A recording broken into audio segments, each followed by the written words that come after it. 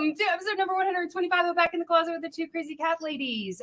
So I was just talking about how lumpy butt. I have a lumpy butt, not a lumpy butt, but this pillow is like super lumpy, and we started our podcast in our closet, right? Because it's where we can we have the best acoustics, right, for the audio recording that's going to be dropped on Apple and Spotify and all those different podcast platforms. But we decided that in order to sit in our closet and not like bombard our closet with furniture, we just have these camping chairs that we can also fold up. But they're so loud that we didn't want that noise of when you're sitting down. So we got these pillows. But where did these pillows even come from? Our very first couch at Hilverson. No. They came from our very first couch here. Our very first Facebook Marketplace couch. Yes. Yeah. So we don't have that couch anymore, but apparently we still have the chairs. For whatever reason, this is really lumpy. Hey guys, how are you? To all of you. Happy, my goodness, hello. So good to see you guys. I don't know what happened with our Facebook Live last night. Trish, how much fun was that though? Am I right? Trish jumped on with us. There were she's no always notifications on with us, but she's in the background, so helping us with the Facebook. And since no one jumped on, we pulled her up on screen with us, and we had a nice chat. Yes, we did. It was fun. So thank you guys so much for joining us. Not normally, but lately we've had a lot of amazing interviews with so many amazing people and veterinarians and that's more where that came from. And there are many more. Next week we have another amazing interview that you guys are going to be thrilled about. But wow, it's really hot. It's really hot. But this week we decided that we just need to catch up a little bit with each other. We did have a bit of a Sunday since I've returned from Knoxville. And Jay told me to speak up because apparently my audio doesn't carry very well. It's like you never speak quietly unless we're in the closet on the podcast, and then you're like, yes. I would like to speak with my inside voice. So. Yeah, and you can't do that because the podcast will drop it. For those of you guys that listen to the podcast, put your hand up if it's like it's hard to hear Adrian. Anyway, so since I've been back from Knoxville, we've been really busy, so busy and blessed. That's just how we live. But we've not had but one Sunday to kind of catch up, and we always find ourselves when we do have a little bit of time together, not necessarily catching up. So today's catch-up day. Yes. So that we didn't have an interview scheduled, so we're just going to sit here and chat about life, and we have so many things going on. This is why we never catch up with each other. I know. That's why. Because we have so many things going on. Yes, exciting things. Yes. Things on the horizon. Yeah. So we've been in meeting after meeting after meeting with lots of different people for completely different things, but all cat related, all cat health related. We went from a party of 5 to a party of 4. This was last night that we actually sat down and talked about what is it called? Journey, but I'm thinking of a better word. The evolution. There you go. Yeah. The evolution of us as cat parents since our beginning in 2015 as the Two Crazy Cat Ladies. Well, I got the beginning in 2001. Honestly. Well, for sure. But I mean, just even since most of you guys don't even know that you know pretty much our story, right? Many of you guys know our story. We started in pet nutrition back in 2005. We were in that business of pet nutrition and supplementation for 10 years, realizing that it's super dog centric. Nobody even in our business knew what an ailment was when our cat came down with one. When it was a feline specific ailment, we really just didn't know anything and we couldn't find any resources. So in 2015, we branched off and became the Two Crazy Cat Ladies, where we set off on this journey to become the resource that we so long to find. But at that time, we were definitely nowhere near an expert in cats or cat health. We had been cat parents for a long time, right? Since 1997 for me. We knew basics. We knew basics about we knew about the pet food industry. We knew the basics about keeping our cats alive. We knew about supplementation and the added benefits of enhancing the diet with supplements. We knew that, and that's about it at that time. Honestly, that's about it. We learned when we started this business, we were feeding kibble. we were still feeding kibble. And we Oh, were feeding an a better upgraded kibble. kibble, a better kibble, but had no idea that cats were desert animals and needed moisture in their Obligate, daily carnivore, diets. all that. No But idea. can we back it up though? Just a little life talk. I love that. So when we had the chance, we love to consume the content of people that we really are inspired by, people that motivate us, people that kind of understand this journey that we're on, as far as just entrepreneurs doing something that is not. Everyone told us the cat thing is not you can't turn that into a business, right? Like we talked about that a little bit last week too. Anyway, Gary Vee is one of our favorite creators, and he had this Gary talk, Vaynerchuk. And he had this talk, and he's a huge entrepreneur, works in a family business with this blah blah blah blah blah. He's amazing. Go look him up if you want to check him out. Gary If you want to Vaynerchuk. get motivated. Yeah, if you want to get motivated. What I loved about part of the video that we watched last night was the fact that he was talking about technology and just how important it is for people to be aware of emerging technologies from a business perspective, right? And he asked for like a show of hands for this room full of CEOs and entrepreneurs and whatever, a show of hands of how many people were like, oh, this internet thing, that's not going anywhere, or that's a creepy thing. How many people were like, emails, nobody writes letters anymore, like, or the people, and Jay is in this category, that refused to give up their BlackBerry for an iPhone because they didn't want to lose the buttons. Yes, and that was exactly me. It's that. actually the first time I've ever heard somebody else say it, but I always say it. I'm like, it took me forever. I had both my phones because it was like insisted by my great uncle in the business that I get an iPhone. So I got an iPhone, but I was like, different number. I'm keeping this because this is how I can talk. I like my buttons. I need my buttons. Remember the Q? Yes. The Q had the buttons, right? So what he was talking about though was how resistant are we to change, and how a lot of times in corporate environments it moves at a snail's progress moves at a snail's pace, because they're used to like, let's get print advertisement out there and let's do mailers and all that stuff. There's still that going on. I think Dr. Liz Bales is in the house. Gary Vee is on the cutting edge always. Yes, and that's Dr. Lori Kosher in the house. Yes, Dr. Lori Kosher said that. You need your glasses on. And Liz said, preach. Yes. So, oh my goodness, two of my favorite doctors. It's so exciting, though, that he really was making us look at how we embrace or resist change. And Jay has always been the quintessential reckless adventure. Just reckless. I don't know if reckless. Reckless. I was like, yes, we need to do TikTok.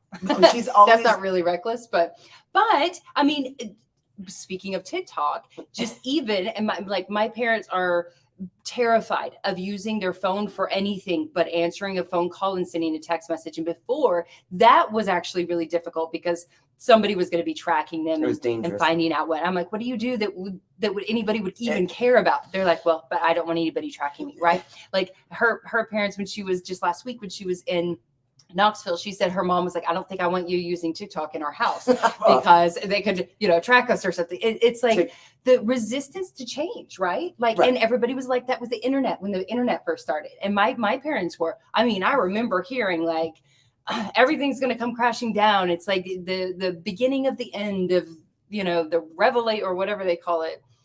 Where Revelations, I don't know, in church, where like the apocalypse, whatever. Wow, that's dramatic. But it was like, this is the beginning. It's biblical. It's there, and then it's Facebook, and Facebook was, and he says this on the video. He's like, Facebook was just for kids, and now 15 years later, it's just for grandparents.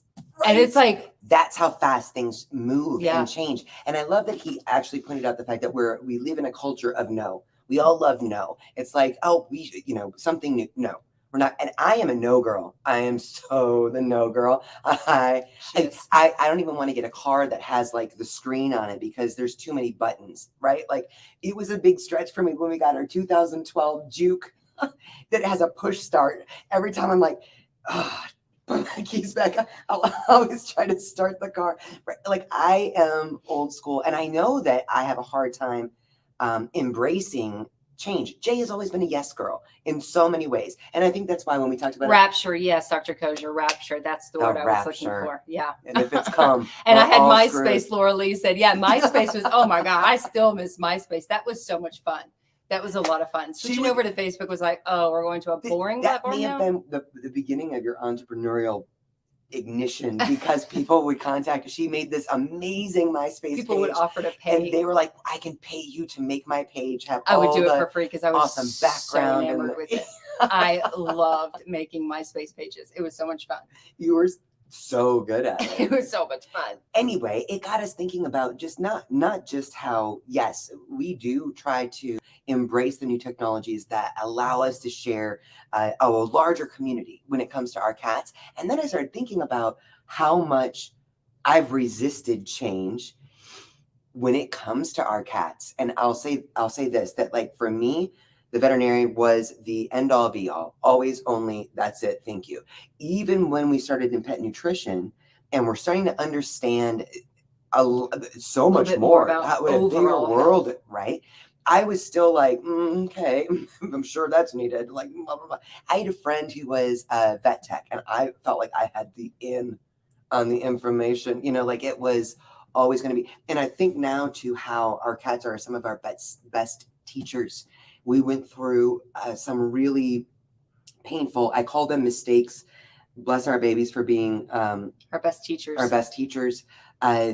Where you're kind of following the normal route, and there is suffering that happens, basically. And it's not necessarily anything that there is a fix for. It's just kind of like, well, we're going to manage this. And now I look at the world that we live in this community of growing cat resources. And it is amazing to me how resistant I was initially to even explore it. I think that people are always scared of what they don't know. Right. And when you first tap your toe into anything different, it's like, that is chilly and a lot. So I'm fine right here. I'm not going to jump in that pool. Yeah, but I mean, it is. I mean, it's just it's kind of a normal thing. One of the things that Gary was talking about on the video. No, it is. And I'm really glad we watched. We still have to finish that video. I know. It's a long one. We got sidetracked on the conversation. Then we started in conversation and forgot. But one of the things that he was talking about is the next level, how it is coming to blockchain and all of the stuff that you guys have heard. We've heard for NFTs years and years. Yeah, NFTs. Well, those are fairly new, or new to me at least. But the Bitcoin, right? We used to have this friend that he is into. Bitcoin is crypto, right? It's cryptocurrency, right? So it's all about like this cryptocurrency and I'm like, I don't understand it. It's not resonating with me very well. I don't get it. I don't think we're gonna need that. Tell them the great analogy that you had when we were talking about like how we really don't understand how Bitcoin works, or how, it's like, oh, Bitcoin's doing really great, and then someone becomes a millionaire. And I had this like light bulb go off. And listen, we are not here to teach you what Bitcoin because we don't know. Because we don't know. We still have a lot of hours and hours of research to go into this to understand what it is and how it's going to play into our lives in the future, and how we might need to be above the curve. Is it above the curve? Ahead of the curve when it comes to these types of things as entrepreneurs, right? But I was like, I paused the movie for a second, or the video for a second, and I said, okay, here's what I'm thinking. People buy stars on Facebook, and then they give those stars, they spend those stars for something else that's also virtual. I think that's what it may be like. I think that's kind of what it's like. Don't know that for sure, but it makes more sense thinking of it like that. I think. I don't know. But it's just another thing. And what I love about not resisting change is that means that there's an ever evolving world to learn. And we don't get to that point where you're just so unhappy. And I know too many people that are older than me, and even in my family, right, that are just unhappy because they've already figured everything out, right? Like they're troubled. They figured out, like, they've even gotten as far as Facebook, or like it's about as far as they're going to go, and they're not going to do too much because that also might, take down the world. Who knows? But there's the learning stops if you don't learn. Well, but not to if minimize. you don't want to learn more, right? Well, and not to minimize. I mean, I think that the issue is there's so much noise out there, and there's a lot of, for lack of a better word, there's a lot of terrible things happening in the world. There are all also a over lot the of world. great things There happening. are also a lot of beautiful things happening in the world. I just think that it is what you. That's why I always like to focus on your sphere of influence. What is how can I help my neighbors? How do I know my neighbors? Like what's going on in my family? I can be very troubled about so many things, like literally heartbroken, messed up in the head about so many things when I spend all my time thinking about that. When I take a moment and look at this moment and 6 healthy babies and you looking fabulous in that red shirt. It's missing an arm. On purpose. I didn't have money for the entire shirt, so I could only pay for half. It's being here with all of you beautiful people that share this incredible commonality of our feline friends. What a blessed moment. What a beautiful, blessed moment. And I really feel like it's easy to get stuck in the new things are scary, and I'm just going to hunker down in my little hole with this. While at the same time, if we did not explore opportunity, this future that we have like written down on paper now is not going to happen. Nothing exists beyond what you're already doing. It is an exciting concept, and I love Gary Vee for being so articulate about bringing examples of like how many here wouldn't give up their BlackBerry for an iPhone because I was like buttons. I was like, me, I wouldn't. It's I so did. true. It took me a while to let go of my BlackBerry because of those buttons, because it was change that I was resisting, and we all tend to do that. But until we don't, right? And that's what I wanted to talk about was the more of the evolution of us since we started this business, and how we went from, feeding a kibble diet. We knew this much when it comes to cat nutrition specifically. We knew about this much when it comes to dogs, but we knew about this much, and we wanted to set out on this journey to learn more, learn, share, and grow, which we actually got from like we created that slogan in something completely different. Yeah. When we were learning about religions and the unity of us all and things like that, that's when we were like, learn, share, and grow. Like way back in the day. I don't think you were even old enough to drink at that point. No, probably not.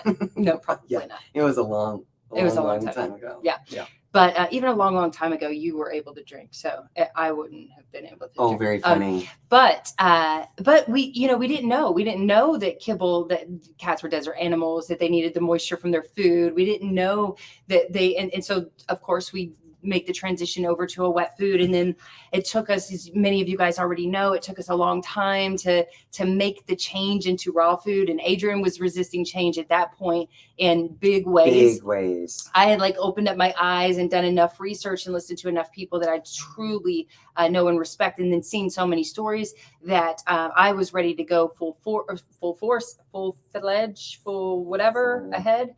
And Adrian was like, "You're going to kill our cats." Yep. And here we are 5 years later, and our cats are so crazy healthy. I would never go back. I would never go back. I remember thinking about how much we've learned, stumbling across Dr. Lisa Pearson's website, which is really just a very huge web page. It is, and full of amazing stuff. And I think that's the first time I saw Obligate Carnivore together. Yeah. And she explained it kind of like you already knew what it was. And I remember Googling that and realizing that there are certain species that are obligate carnivores. Cats are one of them.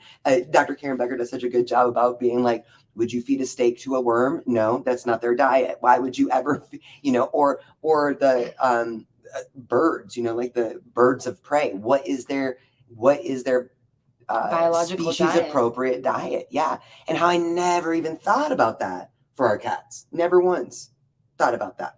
It's just the evolution of learning is an endless. And then endless implementing thing. those things. So you're learning those things. And of course, you're going to implement them, especially if it's going to have something to do with your life. And our cats are our lives, right? Just like you guys, our cats are our lives. And especially even more so then when it was like, we want to become that resource, but we're not doing the things that we really need to be doing. We've got to start doing this, and we got to see, and then we get to see this. I'm telling you guys, I loved my cats. I've always loved my cats.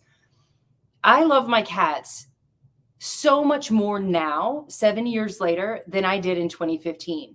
I pay attention to them so much more. I see their personality so much more. I talk to them. I spend time with them so much more. And she still doesn't think I spend enough time with them. But the amount of, we're still going on vacation or like going for 2-day trips and leaving the cats at home with a ton of kibble and open the toilet bowl. So if they get thirsty, they can still drink out of the toilet bowl. Like really, like I remember having the conversation with you about the wet food treats. We called them wet food treats at the time. That's how we give them their supplements. So they were always so they would get their supplements and a little bit of wet food. And I remember saying, they're going to want that wet food. They got so excited about the wet food. Our cats actually like the wet food. They're going to want that all the time. And wet food is so much more complicated than kibble. We have to figure out a way to give them whatever they need to enhance their diet in the kibble. Or maybe we can just put it in a little syringe so that they're not going to get used to the wet food, which is more difficult to give to them. There's more dishes to clean. Like I was literally that girl. That girl. Now we feed our cats a balanced raw diet. We are washing raw meaty dishes all the live long day. It is it is unbelievable. And it's just normal part of life now, right? Like it's not even I know sometimes you're still like, oh, I don't want to wash the dishes and I go in and wash them, but it's just a normal part of our family existence now. And it's not anything that's complicated or sometimes we say, oh, wouldn't it be great to go back to the kibble days where you just throw down some kibble and walk away? So easy. But no, it wouldn't. Not with the relationship that we now have with our cats. Yeah, why would we ever do that? Never go back. I just remember that talking about being resistant to change and being resistant to inconvenience. To me, it was like inconvenience. And it was money at the time too. There was also the money aspect, because it was, even though, we can still feed on that high quality, expensive kibble that we were giving.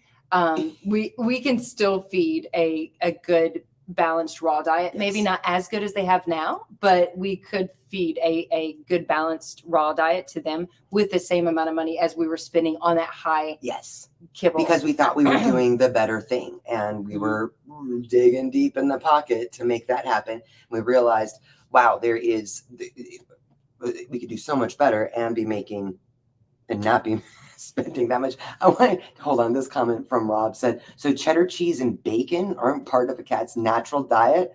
Don't tell the freeloaders.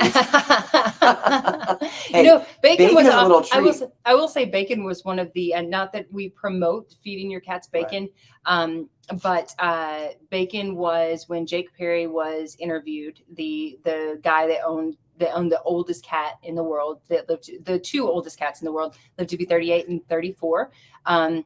They actually did eat bacon. That was part of their.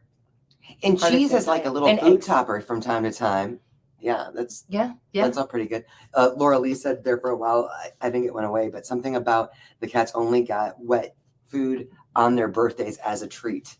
I've grown so much. I think that's kind of like where we were at. Unbelievable. But we've had some super exciting interviews, and one of them we were talking just about how much food impacts overall health, how much food impacts diversity in their microbiome, how much food impacts the gut-brain axis, all of these things. So exciting. And when we think about how, oh my gosh, and can I tell you that one of the meetings that we had this week has literally peer-reviewed science on these things. Like, oh my gosh, it's so exciting to be able to tell people now that are like, I only listen to science, to be able to be like, here you go. Here's some real life studies on cats, not just dogs, because all the research has been done on dogs and you can see all that all day long now. But when it comes to cats specifically, there's so little research being done that's not unbiased. And so it is difficult to find good research on this stuff. And my goodness. Well, and yeah, cats are hard to study, right? They're literally just hard to study. I remember reading one of the Japanese studies that was out there talking about some of the challenges of the, just the study group in general. Herding cats is a real thing, right? And it is because cats are such individuals, and each one is so different, and they have their own personalities and their own likes and dislikes and behavior patterns and all of that stuff. So I understand that getting that research really done is difficult just because of the species. Well, that and we're cats studying. are always like the last on the list anyway, aren't they? Don't you guys agree with me? Yeah. Yeah. Well, They're always last on the list. Look at the pet food industry. That was part of the conversation that we were having. The pet food industry, while diet is actually more important for cats than it is for dogs, dogs are so much more out there. Dogs actually eat a significantly much more amount of food even than cats do, if they're bigger, whatever. And that's where the industry invests their money, right? Yeah. And that's where you see that there's more money to be made. Well, and cats, dogs are much easier to feed too. You can, for the most part, not every dog is, and not just like not every cat is the same, but for the most part, you put down food to a hungry dog and the dog's going to eat food, whether they recognize it as, whether it's raw, whether it's fresh, whether it's kibble, whether it's whatever. If you say, hey, here's your bowl, eat, they normally gobble it up. So so as far as food studies go, it's much easier to do that with a dog versus cats that, they can be finicky and they can have some, it takes cat parents with patience and perseverance in order to go through that process. Sometimes it's easy, especially if you start them young. But one of the things that I really love about this community and all the different voices that are joining in focusing solely on cats is how there is so much left to learn and understand and implement. And I really came from that perspective of, okay, fine, let's do wet food. Can we be done now? Like, okay, fine, let's do raw food. Can we be done now? Like, let's just do this now. Instead of realizing there's this endless evolution that's happening, whether we like it or not. I mean, that's what Gary Vee was talking about, whether you like it or not. Yeah. There is going to be an iPhone takeover. There is going to be a TikTok takeover. And Facebook is going to be scrambling like hell to try to figure out how to do reels and be more like where everyone's attention has gone to. So whether we like it, and instead of being, hey baby girl, hi. Instead of being resistant to change and feeling like it's too much. I love how Dr. Katie Woodley or Dr. Karen Becker, so many great integrative veterinarians, holistic vets will say it's not about being overwhelmed by everything that's available, different modalities to learn, different things that we can try for issues that may be chronic. We were just talking about like IBD, for example, different Chinese herbs, different supplements, things that could actually get to the root of the issue. It's not about being overwhelmed about everything that's out there. It's about taking one step at a time, trying one thing at a time, doing your own. Dr. Judy Morgan is so articulate and brilliant about saying, hey guys, we know there's a vet shortage. We know that there's not a lot of integrative or holistic vets out there. We have to be empowered. We have to be educated as guardians of these beautiful beings to make better decisions and to take that next step that it's going to change their lives. And as we have found out, completely changes ours. That's all I have to say about that. So that's going to wrap up episode number 125 of Back in the Closet. A little bit of catch up time. I feel like now we still have things on our list to do. So we have to finish that. But now I feel like maybe tonight we sit down, have a glass of wine and finish the discussion. Maybe we'll even put some of it on our story, follow our story. Who knows? It's been a while since we've had wine. You think that's a good idea? Probably not. But we love you guys. Thank you so much for joining this crazy episode. And we will be back next week with a very special guest. So please join us next week for our podcast Back in the Closet. We love you guys. Mwah. Happy Thursday, guys. Bye.